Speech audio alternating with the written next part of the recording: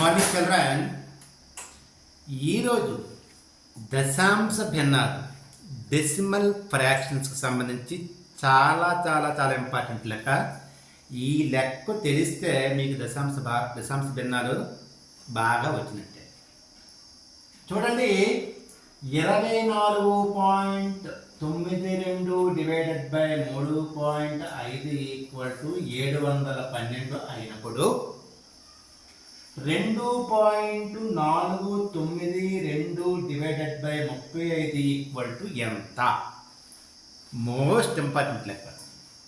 A 7120, B 7.120, C 0.712, D 0.0712.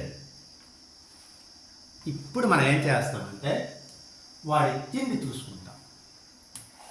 24.92 divided by 3.5ని మనం ఎలా రాసుకుంటామంటే ఈ డివైడెడ్ బైని మనం భిన్న రూపంలో కూడా రాసుకోవచ్చు. ఎలాగ? That equal 24.92 divided by 3.5. తర్వాత 712 ఇచ్చాడని తర్వాత చూద్దాం.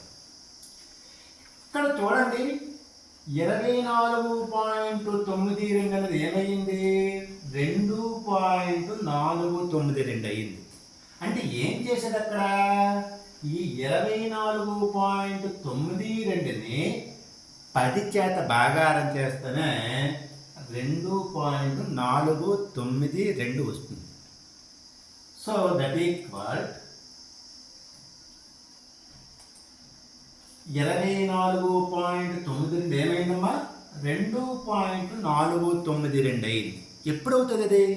దాన్ని 10 చేత భాగారం చేసినప్పుడే మనకి భాగారం చేసినప్పుడు పాయింట్ అనేది అటువైపు వెళ్తుంది అనమాట.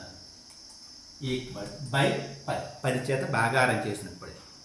ఓకే, ఇది చూడండి, ఇక్కడ ఈ 3.5 అనేది ఏమైంది? 3.5 అనేది 35 అయింది. ఎప్పుడు అవుతుంది 3.5 అనేది? 10 చేత ఈ 3.5ని 10 చేత గుణకారం చేసినప్పుడే 35 అవుతుంది. ఓకేనండి?